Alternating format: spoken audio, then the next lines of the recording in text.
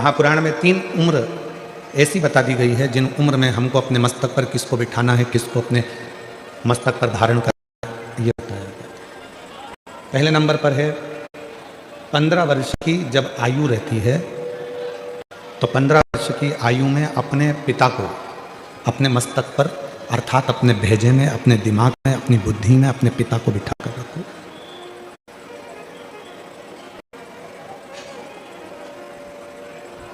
पंद्रह वर्ष की आयु में जब पिता हमारी बुद्धि में होंगे, हमारे मस्तक पर होंगे, हमारी दिमाग में होंगे, तो हम कहीं गलत जगह पर नहीं जा पाएंगे। एक 15 वर्ष की आयु ऐसी आयु होती है जिसमें बच्चे भटक जाते हैं, बेटा बेटियां मार्ग से भटकने का प्रयास करते हैं। और जिस बेटा बेटी के दिमाग में, बुद्धि में, मस्तक पर पिताजी बैठे होते हैं, अर्थात उसको यह मालूम होता है कि मेरे पिताजी का मान है, सम्मान है, इज्जत है। अगर गलत जगह पर जाऊंगा तो मेरे पिता का मान घट जाएगा। मैं गलत चीज खाऊंगा तो लोग मेरे पिताजी को क्या कहेंगे। मैं गलत जगह पर खड़ा रहूंगा तो लोग मेरे पिताजी को क्या कहेंगे। 15 वर्ष की आयु में पिता को अपने मस्तक पर बिठा लो, अर्थात अपनी बुद्धि में बिठा लो कि मुझे मेरे पिता की मर्यादा का ध्यान रखना है और अपने पथ को भ्रष्ट नहीं होने देना है, मार्ग को बिठा सकना है। एक तो उम्र बता दी 15 साल की। शिव महापुराण ने दूसरी उम्र बता दी 35 साल की, कि जब 35 वर्ष की उम्र हो, शादी हो जाए, बच्चे हो जाएं, तब हमें अपने मस्तक में किसको बिठाना है, तो कहा अपनी औलाद को, अपने बच्चों को, अपना बेटा बेटी को अपने सिर पर, अपने मस्तक में, अपनी बुद्धि में, अपने विचारों में बिठा। अपने बेटा बेटी को जब तुम 15 साल के हो तो पिता को सिर पर बिठाओ, पिता को बुद्धि में बिठाओ, पिता को चित्त में बिठाओ। 35 साल के हो गए तो अपने बेटा बेटी को अपनी बुद्धि में बिठाओ, अपने सिर पर बिठाओ, अपने मस्तक पर बिठाओ। अपने दिमाग में अपने बेटा बेटी को बिठा लो कि अब मैं 35 साल का हो गया हूँ, मेरे घर में एक बेटे ने, मेरे घर में बेटी ने जन्म ले लिया है। अगर मैं नशा कर आऊँगा तो लोग मुझसे तो कम मेरे बच्चों से ज़्यादा कहेंगे कि तेरा बाप नाली में पड़ा हुआ था, तेरा पिता गंदी जगह करते।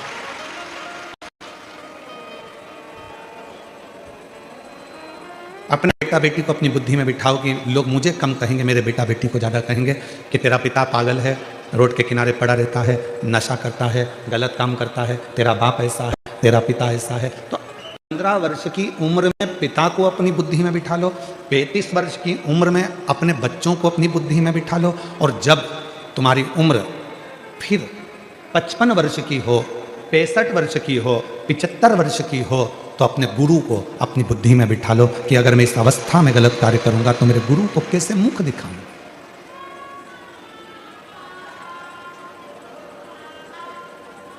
मैं अपने गुरु के सामने कैसे जाऊंगा, कैसे मुंह दिखाऊंगा कि मैंने अपनी पूरी जिंदगी अच्छे से निकालना था और मैंने अपनी जिंदगी को बिगाड़ दिया।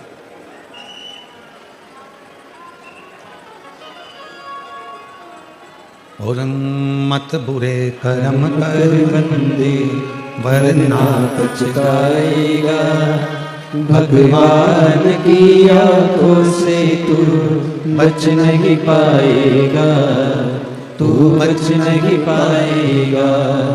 अरे ओ अज्ञानी मत कर नादानी, अरे ओ अज्ञानी मत कर नादानी। तेरे कर्म का फल भी तू ही पाएगा, जैसा किया तूने तेरे आगे आएगा। मत बुरे कर्म कर बंदे वरना पछताएगा, भगवान की आंखों से तू बच नहीं पाएगा, तू बच नहीं पाएगा। अपनी जिंदगी में, अपने जीवन में आप कितना श्रेष्ठ कर्म कर रहे हैं, तो शिव पुराण कह रही है कि 15 वर्ष की आयु में पिता को दिमाग में बिठा कर रखना, 35 वर्ष की आयु में अपने बच्चों को दिमाग में बिठा कर रखना, और 55, 65, 75 की आयु में आप अपने गुरु को अपने दिमाग में बिठा कर रखना, तो कभी गलत मार्ग पर नहीं जाओगे, कभी गलत मार्ग पर नहीं पहुंचोगे। जिसके बचपन में पिता उसकी बुद्धि में बैठा रहता है, तो बेटा हो चाहे बेटी हो, वो कभी गलत मार्ग पर नहीं जाता। बेटी को भान रहता है मेरे पापा क्या कहेंगे, उनकी पूरी इज्जत है संसार में, मेरे मोहल्ले में, मेरी कॉलोनी में, मेरी सोसाइटी में, मेरे पूरे, उनका कितना मान है, उनका कितना सम्मान है, उनकी कितनी इज्जत है। अगर मैं गलत काम करूंगी या मैं गलत काम करूंगा तो उनका क्या मान रहेगा, उनकी क्या इज्जत रहेगी, उनका क्या भाव होगा।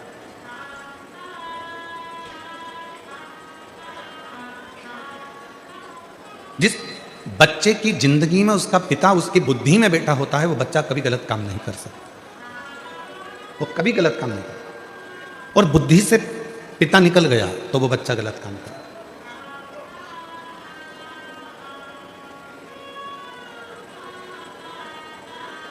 शिव महापुराण की कथा में भगवान गणेश जी का पवित्र चरित्र आता है।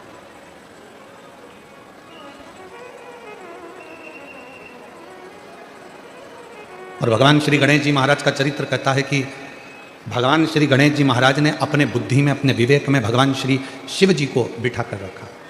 जम के बोलो, बुद्धि के देवता कौन है? गणेश जी महाराज। पर कोई तुमसे पूछे कि बुद्धि के देवता को बुद्धि का देवता बनाने वाला कौन है, तो आपको उत्तर देना पड़ेगा कि उनको बुद्धि का देवता बनाने वाला केवल एक है। नहीं तो माता पार्वती जी ने तो अपने तन का उपटन निकाला था,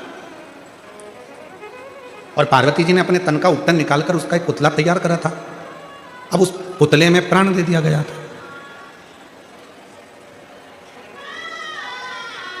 जब उस पुतले में प्राण आ गए, हम आपसे पूछें, जितने भी सूरत की मेरी जीजियां बैठी हैं, मेरे जीजा बैठे हैं, मेरे माता पिता बैठे हैं, मेरे बुजुर्ग माँ बाप बैठे हैं, और जितने मेरे बहन भाई बैठे हैं, आपसे बेटी बेटाओं से पूछें कि तन का आप में से कितने लोग हैं जो अपने तन का उपटन निकालते होंगे और उसको संभाल के रखते होंगे? कोई नहीं।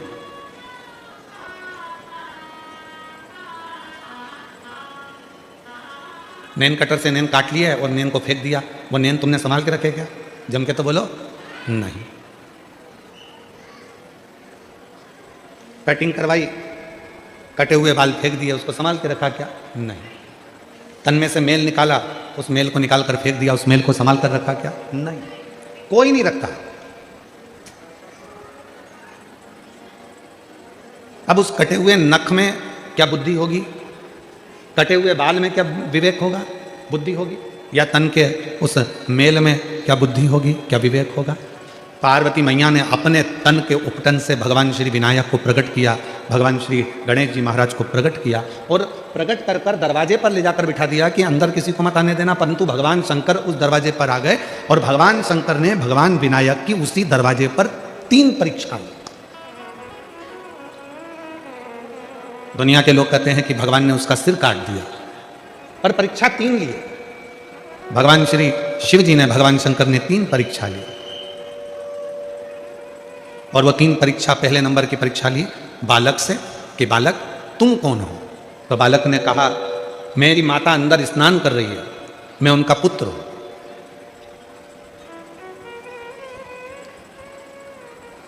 बालक तुम किनके पुत्र हो? मेरी माता अंदर स्नान कर रही है, मैं उनका पुत्र हूं। शंकर भगवान समझ गए कि पार्वती मैया ने भले इस बालक को प्रकट करा, पर इसमें बुद्धि नहीं है, इसमें विवेक नहीं है, ये अपनी माता का नाम भी नहीं बता पा रहे। मेरी जीजियों, मेरे जितने जीजा बेटे हैं, जीजियां बेटी हैं, बेटियां बेटी हैं, बेटा बेटे हैं, उनसे निवेदन करूंगा, तुम्हारे घर के बच्चों को, तुम्हारे घर में जब उसकी परवरिश करो, दुनिया का कोई काम आए कि ना आए, सबसे पहले उसको अपने माँ बाप का नाम जरूर आना चाहिए कि मेरे पिता का नाम ये है, मेरी माँ का नाम ये है। मैं किस मोहल्ले का रहने वाला हूँ, किस कॉलोनी में रहने वाला हूँ, किस सोसाइटी में रहने वाला हूँ। अगर बच्चा खोता है तो कम से कम मालूम तो पड़ जाए कि यहाँ का है।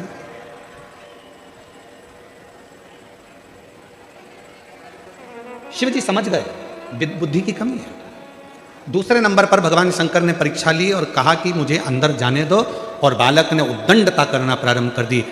इतना अपशब्द बच्चे ने कहना प्रारंभ करा। शंकर भगवान समझ गए कि इसमें विवेक की, इसमें बुद्धि की कमी है।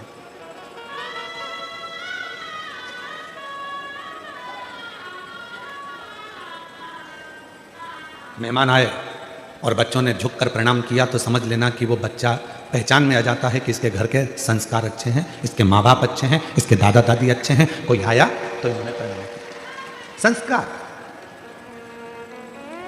और कई घरों में माँ बाप बच्चे का हाथ पकड़ते हैं, बड़े हो गए बच्चे तो भी हाथ पकड़ के झुक जा, गुरु जी हैं, प्रणाम कर ले, नमन कर ले, धोख लगा ले।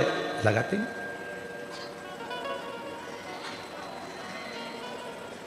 हमारे यहाँ कथा मंडप में एक सोमानी परिवार भी बैठा हुआ है और एक हमारे पूर्व के गोयल परिवार भी यहाँ बैठा हुआ है। हम सोमानी जी के यहाँ पर बैठे हुए हैं। कहीं कहाँ बैठे हुए? अच्छा, स्थान चेंज हो गया है तुम्हारा? तो हम इनके घर गए और इधर गोयल जी भी कहीं बैठे होंगे। तो हम जब इनके, अच्छा बैठे गोयल जी बैठे, हाँ बैठे। हम जब इन लोगों के एक बार पूर्व में घर गए तो ना सोमानी जी को बोलना पड़ा उनके बच्चों को, ना गोयल जी को बोलना पड़ा अपने बच्चों को कि गुरु जी आए हैं प्रणाम करो। हमने जैसे ही सीढ़ी ऊपर चढ़ी और इनके बच्चों ने साष्टांग झुककर दंडवत करा तो हमको समझ में आया कि संस्कार अच्छे हैं, माँ बाप जो दे रहा है वो श्रेष्ठता में दे रहा है। सिखाया उतना उद्दंडता हो बच्चों में, मना नहीं। बच्चे बोलने के तेज हो, मना नहीं। बच्चे खेलने के तेज हो, मना नहीं। पर बच्चे जिस समय पर बड़ों को बड़ा ना समझे, आदर ना करे, सम्मान ना करे, तो फिर वो बच्चे की श्रेष्ठता नहीं होती, फिर वो श्रेष्ठता। शिव जी जान गए ये उद्दंडता कर रहा है, अपशब्द कह रहा है, तो शिव जी समझ गए कि इसमें बुद्धि नहीं है। 3 परीक्षा मेरे भोले बाबा ने 3 परीक्षा ली और तीनों परीक्षा में विनायक जिस समय पर उपटन से जो पुतला बना था, 3 परीक्षा में मेरे शंकर भगवान ने उसको देख लिया। पहले नंबर पर अपनी माता का नाम नहीं बता पाया, दूसरे नंबर पर उद्दंडता में शिव जी को अपशब्द कह दिया, और तीसरे नंबर पर भगवान शंकर ने जैसे ही शस्त्र उठाया मारने के लिए तो उसने भी अपना शस्त्र उठा लिया शिव जी को मारने के लिए। समझ नहीं पाया कि ये उम्र में बड़े हैं।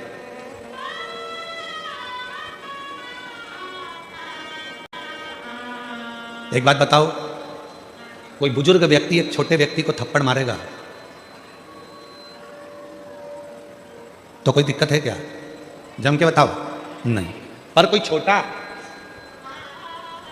8th क्लास में पढ़ रहा है, 6th क्लास में पढ़ रहा है, 7th क्लास में पढ़ रहा है, 9th क्लास में पढ़ रहा है, 10th क्लास में पढ़ रहा है, और कोई 72 साल का कोई बुजुर्ग व्यक्ति है और उससे झगड़ा हो जाए और वो 10th क्लास का बच्चा वो 72 वर्ष की आयु वाले व्यक्ति के मुख पर थप्पड़ मारे तो दुनिया भी कहेगी कि ये घर के संस्कार है। भले वो चिल्ला रहा था, डांट रहा था, अपशब्द कह रहा था, ताने दे रहा था, गाली दे रहा था, आड़ा टेढ़ा कह रहा था, पर तू तो छोटा था ना, तेरी तो बुद्धि में ये बात रहना थी, तुम्हें तो विवेक आना था, तुम तो छोटे थे ना।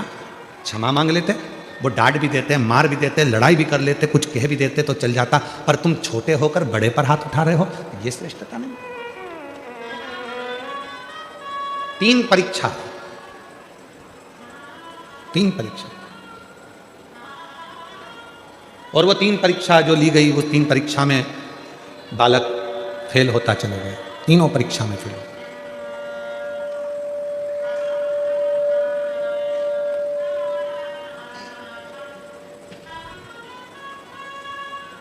वो 3 परीक्षा में बालक फेल होता चला गया, और जब 3 परीक्षा में बालक फेल हो गया तब शिव जी को लगा कि इसको बुद्धि देना मेरा काम है, अब इसको बुद्धि प्रदान करना मेरा काम है।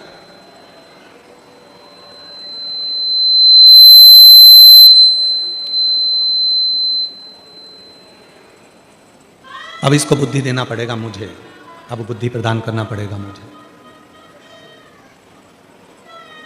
दुनिया के लोग कहते हैं भगवान श्री गणेश जी महाराज बुद्धि के देवता हैं। शिव महापुराण की कथा कहती है कि गणेश जी महाराज को भी अगर बुद्धि प्रदान कर रहे हैं तो वो मेरे देव अधिदेव महादेव प्रदान कर रहे हैं, मेरे शिव। मेरी जीजियों, मेरे जीजाओं, मेरी बेटियों, बेटाओं, मेरी बुजुर्ग माँ बाप, याद रखना, शंकर जी के मंदिर में अगर तुम्हारा बच्चा बाल्य अवस्था से 1 लोटा जल लेकर शंकर जी के मंदिर में जल चढ़ाने जा रहा है, तुम्हारे बच्चे में अगर विवेक भी नहीं है, बुद्धि भी नहीं है, तो एक ना एक दिन जल चढ़ाते चढ़ाते मेरे शंकर भगवान उसको इतना विवेकी, इतना बुद्धि वाला बना देंगे कि वो दुनिया में आगे बढ़ता चलेगा। इतना विवेकी, इतना बुद्धि वाला बना देंगे कि वो आगे बढ़ता चलेगा।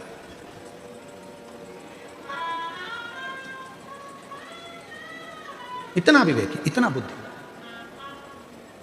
अब आपको क्या सिखाना है अपने घर के बच्चों को कि तुम जाओ शंकर जी के मंदिर में 1 लोटा जल चढ़ाओ, शिव जी के मंदिर में जाओ 1 लोटा जल चढ़ाओ। क्यों? क्योंकि हमारे बच्चे को विवेकवान अगर बनाना है तो शिव की शरणागति बहुत जरूरी है। कितना सुंदर कहा, एक बार माता सरस्वती भी अपने स्वरों को भूल गई थी। एक बार माता सरस्वती ने भी अपने स्वर छोड़ दिए थे, स्वर भूल गई थी। श्रीशैलम पर पहुंची और श्रीशैलम पर पहुंचकर करके आराधना करना प्रारंभ करी तो भगवान तुमरुका जी प्रकट हुए और तुमरुका जी को शिव जी ने कहा माता सरस्वती कुछ चाहती हैं। तुमरुका जी ने कहा उनके स्वर उनको चाहिए, उनका गायन उनको चाहिए, उनका नृत्य उनको चाहिए, उनका संगीत उनको चाहिए। तब भगवान शंकर ने माता वीणा वादनी जी को भी, माँ बागेश्वरी को भी, माँ सुंदर वीणा वादनी को भी, माँ सरस्वती को भी मेरे शंकर भगवान ने स्वर प्रदान कर दिए थे। ऐसे मेरे देवाधिदेव महादेव हैं, ऐसे मेरे भगवान शंकर हैं जो सरस्वती को भी स्वर प्रदान कर देते हैं, जो गणेश जी को बुद्धि प्रदान कर देते हैं, जो गणेश जी को रिद्धि सिद्धि प्रदान कर देते हैं और दुनिया का सुख देने के लिए गणेश जी को शुभ लाभ दे देते हैं, अमोद प्रमोद दे देते हैं और दुनिया को शीतलता देने के लिए संतोष रूपी धन संतोषी भी प्रदान कर देते हैं। वो शिव। एक प्रसंग और मिलता है बुद्धि का, शिव महापुराण में एक प्रसंग बुद्धि का और मिलता है, बड़ा सुंदर प्रसंग है। एक संत ने, जो शंकर जी की आराधना करने वाले थे, साधना करने वाले थे, एक संत ने संकल्प ले लिया था 1 वर्ष तक झूठ नहीं बोलूंगा, सत्य पर चलूंगा।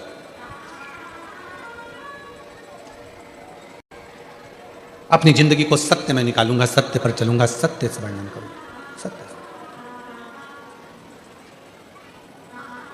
और तपस्वी संत बैठ गए तब साधना करने के लिए, साधना में डूब गए तपस्वी से।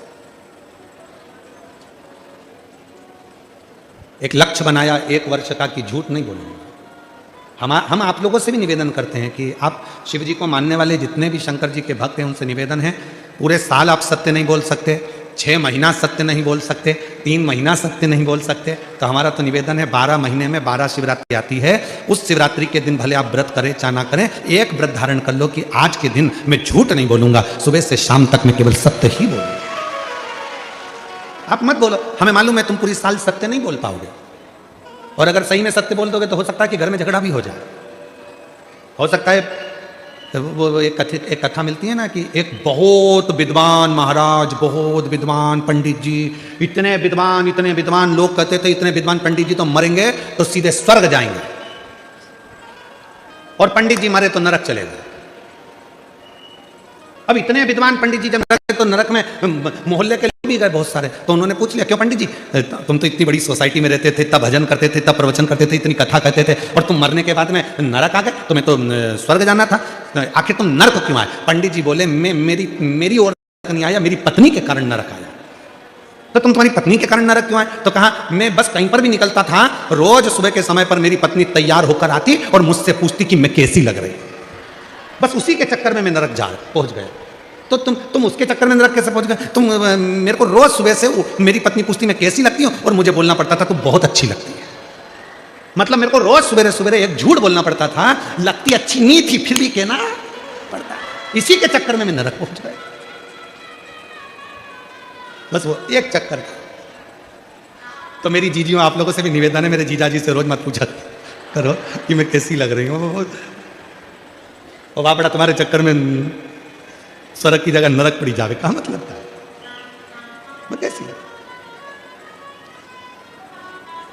ये मेरी पत्नी के चक्कर में हो। तो कहा तुम पूरा समय अगर सत्य नहीं बोल सकते तो केवल एक दिन ऐसा निकालो कि उस दिन मैं सत्य बोलूंगा, और सत्यम शिवम,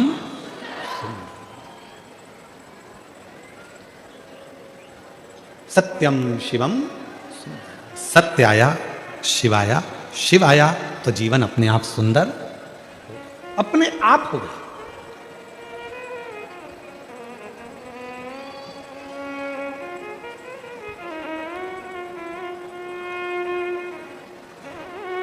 एक हमारे शैलेंद्र भाई बोलते हैं ना, सत्य ही शिव है, शिव ही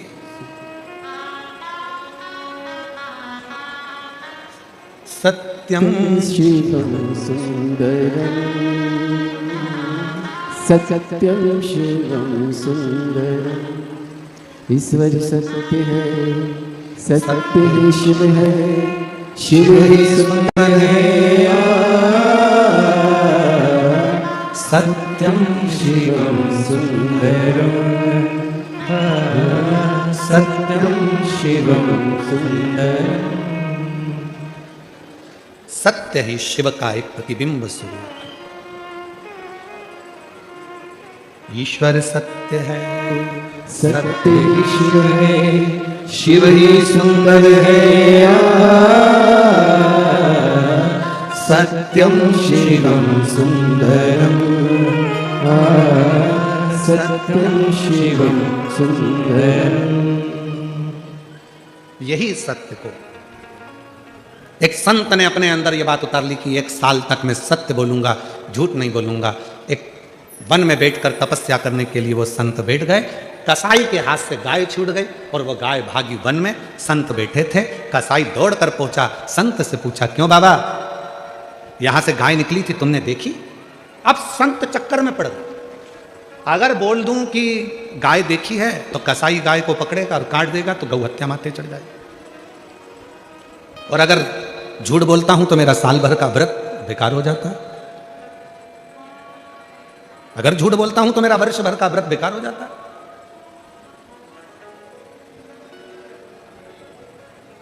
कभी कभी 2 उलझन में भगवान लाकर पटक देता है, कभी कभी।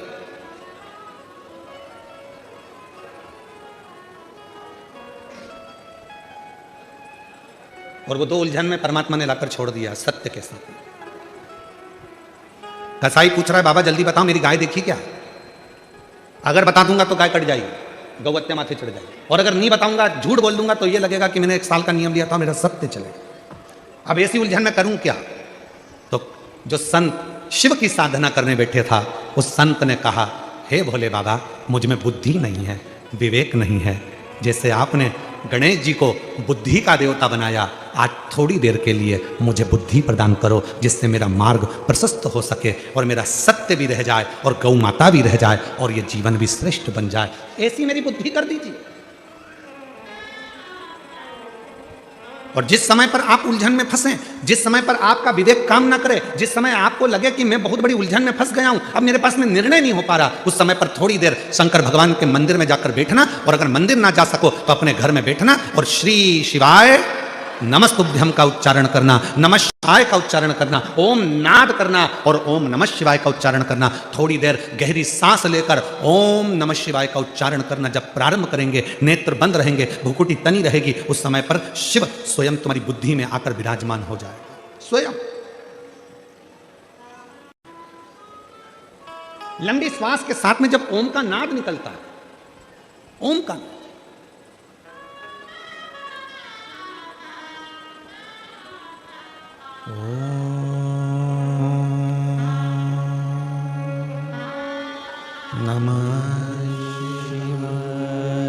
जितने भी बैठे हैं सावधान मुद्रा में बैठकर 5 बार ओम का लंबा स्वर और नमः शिवाय का स्मरण कर कर देखिएगा। नेत्र थोड़े से बंद रहेंगे, भुकुटी में आपका ध्यान रहेगा, मस्तक के केंद्र बिंदु ब्रह्मांड में आपकी बुद्धि जाएगी और आप शिव से ये आह्वान करेंगे कि मुझे अच्छी बुद्धि, अच्छा विवेक दीजिए, मुझे ऐसा बुद्धि और ऐसा विवेक दीजिए कि जिंदगी में मैं कभी धोखा ना खाऊं, किसी के दरवाजे पर जाकर मुझे मांगने की जरूरत ना पड़े, जो मिले तेरे दरवाजे से मिले। शिव तेरे साक्षीकरण मेरे ब्रह्मांड के केंद्र बिंदु में हो, ऐसा स्मरण कर कर सावधान मुद्रा में ओम का लंबा नाद, साथ में नमः शिवाय का स्मरण।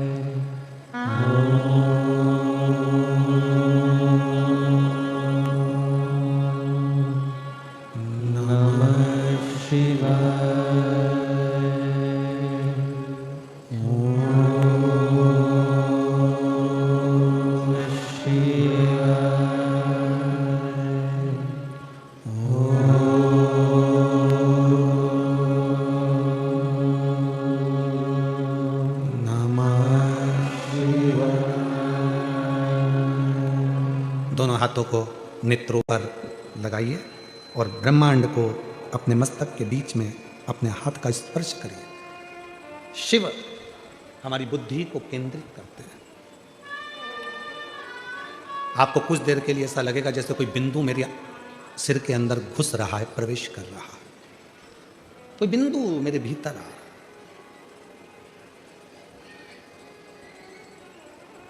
1 वर्ष का नियम लिया है सत्य बोलने का और ये सामने उलझन आकर खड़ी हो गई। इस उलझन को सुलझाऊं कैसे? तो तुम्ही ने दर्द दिया है, तुम्ही दवा देना, तुमने दिया है। ये उलझन भी तुमने लाकर खड़ी है। सत्य बोलूंगा तो गाय कट जाएगी और नहीं बोलूंगा तो मेरा व्रत टूट जाएगा। अब ये निर्णय तुम्हारा है तो उत्तर भी तुम्हें देना पड़ेगा। तब मेरे भगवान शंकर भूकुटी में आकर बैठ गए और जिह्वा से बोलना प्रारंभ कर दिया। जब तुम शिव को बुलाते हो, शिव को पुकारते हो, तो निर्णय तुम्हारा नहीं होता, फिर निर्णय शंकर करना प्रारंभ कर देते हैं अपनी वाणी। अब शिव ने निर्णय कैसा दिया? कसाई पूछ रहा है, बाबा जल्दी बोलो मेरी गाय दूर चली जाएगी, जल्दी बोलो मुझे मेरी गाय पकड़ना है। बाबा सत्य बोलना, बिल्कुल सही बताना, क्या तुमने गाय को देखा है? तो बाबा बोले, नेत्र देखते हैं पर बोलते नहीं है। नेत्र देखते हैं पर बोलते नहीं है, और जिह्वा देखती नहीं है, बोलती है। तो निर्णय मैं कैसे दे सकता हूं? नेत्र ने देखा, वो बोलेगा नहीं, और जिह्वा देखी ही नहीं तो बोले क्या? खा। उस कसाई ने कहा ये तो बाबा पागल है, न जाने कहां कहां की बात कर रहा है। उसने छोड़ा और गाय ढूंढने चला गया। संत ने हाथ जोड़कर बाबा से कहा, धन्यवाद निर्णय देने के लिए, बहुत सुंदर निर्णय आपने दे दिया।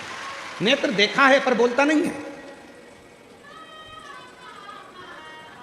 कभी कभी अपने घर की मर्यादा को बचाने के लिए, कभी कभी अपने घर की मर्यादा को रखने के लिए, कभी कभी अपने घर की मर्यादा को सुरक्षित रखने के लिए घर के बुजुर्गों को भले आंखों से वो कुछ भी देख लें पर उनकी जिह्वा बोलती नहीं है, बोलती नहीं है।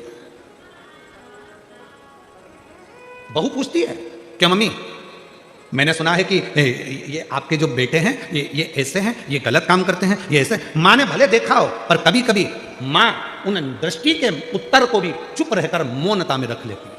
परिवार ना टूट जाए, घर ना टूट जाए, परिवार ना छूट जाए, संबंध ना खराब हो जाए, इसलिए कभी कभी नेत्र भले देखे हों पर नेत्र बोलते नहीं है, और जिह्वा देखती नहीं है, बोलती है।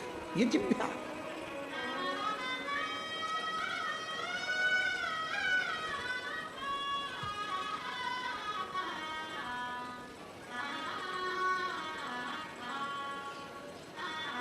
तुम्हारे यहां लड़ाई में बंदूक चलती है?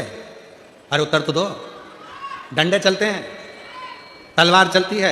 अरे जब बड़े बड़े दंगे होते हैं, लड़ाई होती है, विवाद होते हैं, तो बोल दो तो सही। जूता चलता है, चप्पल चलती है, घूसे चलते हैं। अरे बोलो तो जम के। डंडे चलते हैं, तलवार चलती है, बंदूक चलती है। बंदूक कब चलती है? तलवार कब चलती है? डंडे कब चलते? छोटू भाई बहुत अच्छा प्रसंग है, स्मरण करिएगा। डंडे चलते हैं, तलवार चलती है, जूता चलता है, चप्पल चलती है, और घूसे चलते हैं। ये सब बाद में चलते हैं, सबसे पहले जीवान चलती है।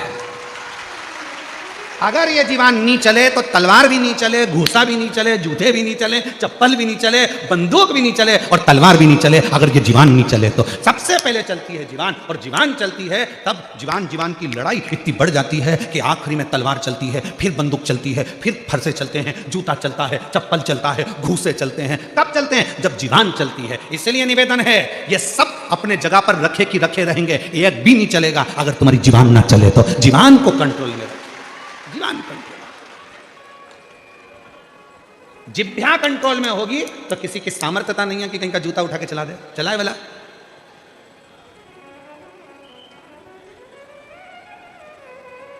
पंडाल में बैठने की जगह तो तुमको मिल जाए, मना ही नहीं है बैठने की जगह, बिल्कुल मिले, पर तुम आते से जो सिर पे पल्लू मल्लू लेके और अकड़ वकड़ दिखा, हट रही कि नहीं हट रही?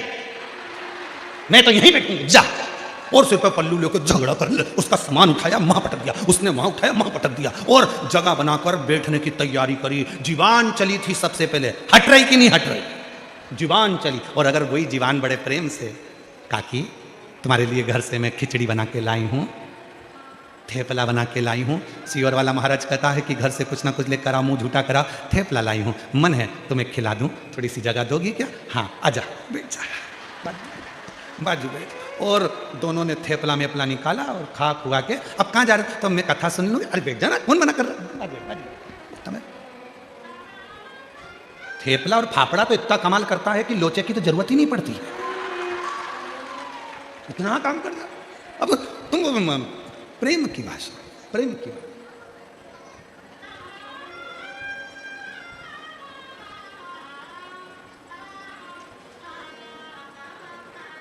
अगर मीठी वाणी है तो सब कुछ मिल सकता, जिभ्या ना चले सब कुछ प्राप्त हो सके। प्रेम सबसे ज्यादा ट्रेन में अगर दोस्ती होती है तो तंबाकू खाने वालों की होती है।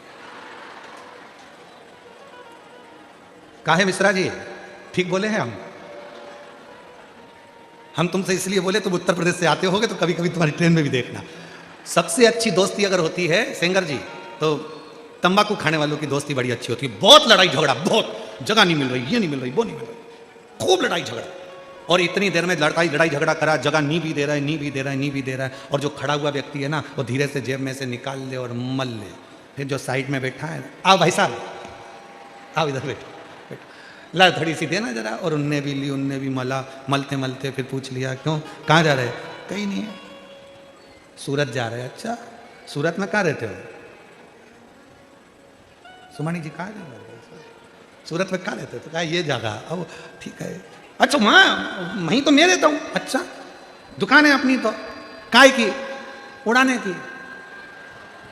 तो क्या मेरी भी उड़ाने की? तो तुम्हारी क्या, क्या मेरी पतंग उड़ाने की है? और तुम्हारी क्या अफवाह उड़ाने की? फालतू की चीज मैं उड़ाता हूं।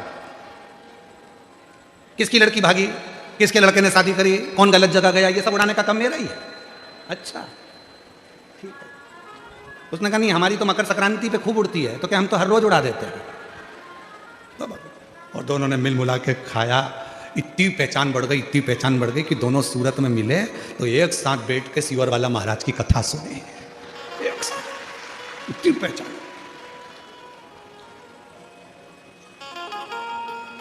अभी ट्रेन के लोग देख रहे थे, इतनी भयंकर लड़ाई चल रही थी कि जूता चप्पल चल जाते, एक दूसरे की गिरबान पकड़ ली, लड़ लिए, झगड़ लिए, पर वो